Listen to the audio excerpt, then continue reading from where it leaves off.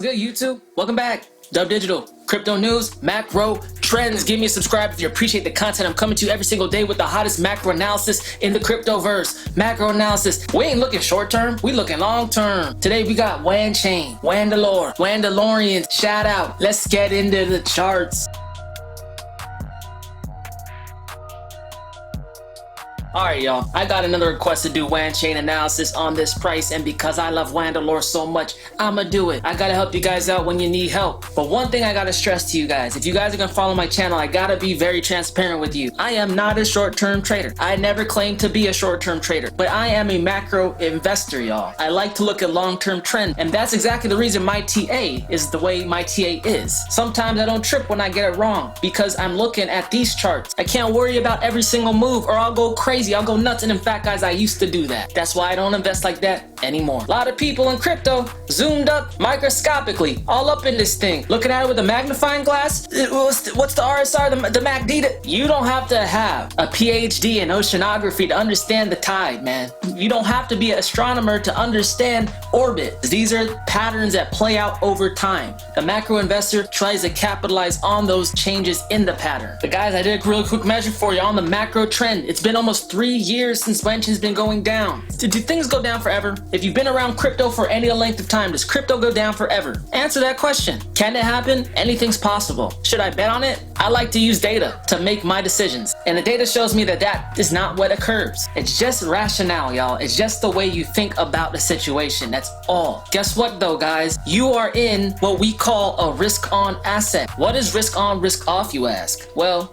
according to Investopedia, risk-on, risk-off is an investment setting in which price behavior responds and is driven by changes in the investor's risk tolerance. Risk-on, risk-off refers to changes in the investment activity in response to global economic patterns. During periods when risk is perceived as low, the risk-on, risk-off theory states that investors tend to engage in higher risk investments. When risk is perceived to be high, investors have a tendency to gravitate towards lower risk investments. If you're broke, are you gonna go to Morton's Steakhouse? You're gonna get Chick-fil-A or 7-Eleven or peanut butter. I will not forsake you in your time of dire need. I understand how it feels to have huge drops in your favorite cryptos. Probably no one knows that better than me. The only reason I could sit here and talk to you guys and still smile after seeing stuff like this is because I've done it 1,000 times. Don't faze me no more. We dropped 30%. We've been trying through this resistance area, but we talked about how hard this resistance area is gonna be. Let's zoom out again. We've been under this resistance area for about a year. Hard sticking points do exactly that, guys. They stick. They're giving up hope in Wanchain. And guys, that's exactly why I don't do analysis for every single coin out there. The way I invest, it's not exactly typical. It has some element of faith that trends will repeat, patterns will repeat, and in fact, it's all we've really seen in crypto thus far, but not financial advice. Our triangle, that's gone, that's done. We're gonna look at the structure anew in a new light, knowing that it's no longer respecting. You gotta be open to changing your mind when you get more information, and that is a head and shoulders pattern. Left shoulder, head, right shoulder. That's typically a sign of reversal. We're down about 30-ish% or so. James, what the hell, man? You said we were going to an exponential phase, and some of you guys might be new to investing. I totally understand how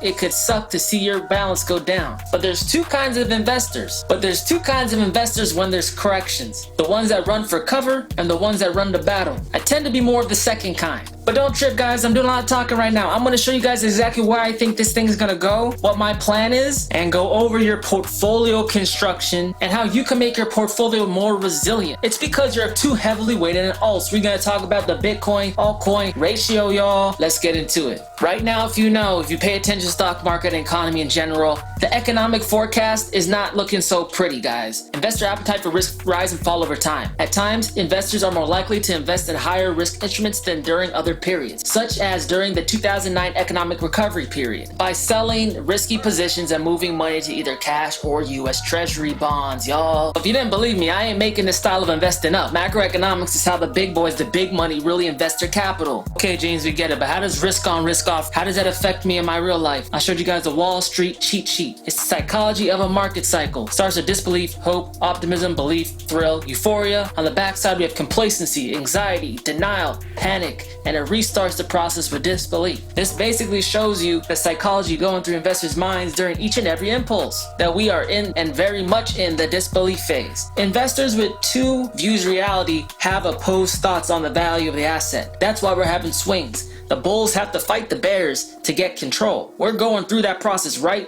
now, but it doesn't mean it might not get worse. We got a large majority of the market still thinking crypto's in a bear market. As the price goes up, while it gets safe, while people who didn't believe start seeing and now believing, then they'll jump in, then they'll feel good, then they'll start agreeing with me and you. And right when it's going to be at the tip of euphoria, I'm going to be screaming, hey, it's getting really high, you might want to think about exiting a position if you haven't, blah blah blah blah blah, not financial advice. And you know what they're going to tell me? It's going up forever. This is a new paradigm, because I've heard it over and over again. Alright guys, we talked about what risk on, risk off is and how that sentiment could affect your investment life. But James, how do you determine if things are risk on and risk off? You got to look at what people and investors as a whole are most into. Look at the stock market. 401ks and pension plans are set up to just automatically feed the stock market, so a lot of people in stocks. And you guys got to remember, put yourself in baby boomer shoes. Stocks were like the crypto of the 1970s and 80s. It was like the thing like we're in now. So to an older generation who has most of the money still, risk on means stocks on. When the stock market takes a dive, guess what else does? Every other investment that's smaller than it, including crypto. You see this big dump right here, guys, in the stock market? That was a huge dump. Well, guess what? If you look on every other crypto chart, guess what dumped? At that time frame, every coin, even Bitcoin. There are macro changes in charts that sometimes people don't know why they're dumping. They're just dumping, and sometimes when it's dumping, they want to dump too. But we can capitalize on their miscalculation, y'all. So we back on the daily. Let's get to the meat and potatoes. Let's figure out how far this thing would go. And I'm going to explain to you why I'm not upset about this. Why I am able to invest more and more into moves when other people cannot. Now, let's get into it. So let's just analyze the structure right now. We have this head and shoulders pattern forming. We've dropped 30% so far through the reload zone. It's not a good thing to see, but it's what we're dealing with. We don't care about how we feel. We care about what we see and how we react. There is no real support here. These are straight up bars, straight down bars. Hell, another 15%. Things get real hairy for some reason. Maybe stock market takes 1,000, 2,000 point tumble. 30% more to go on Wanchain. If you find yourself getting upset on this, why are you upset? Everyone was excited to buy Wanchain up here. Now it's cheaper. Cross-chain DeFi. Strong, robust community. 60% off.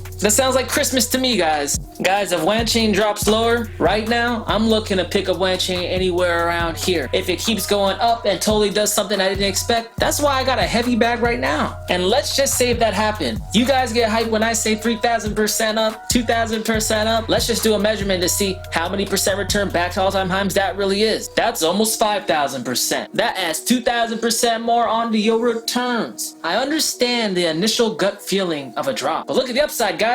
That means there's been more upside than there's ever been before. In the words of Baron Rothschild himself, buy when there's blood in the streets, even if the blood is your own. Guys, that's some investing advice from one of the most famous, most powerful, most influential banking families in Europe. Just saying. Alright y'all, let me explain to you why I'm able to keep investing in the moves when no one else has liquidity, no one else has resources. I make a very big point to not overextend myself in terms of my reserve fund. My reserve funds are in BTC, baby, because that's the digital gold. There's a lot of things said about Bitcoin. When things get hairy, Bitcoin drops less. I use that to my advantage by putting a large percentage of my portfolio in Bitcoin as a crisis hedge. And it doesn't matter if Bitcoin drops in terms of the dollar, Bitcoin drops less than altcoins. Have the luxury to deploy my Bitcoin as I think I should into altcoins that are getting sold down to death. I'm at a 50-50 split right now on my Bitcoin altcoin asset allocation. This makes my portfolio way more resilient and able to respond to crisis if that happens.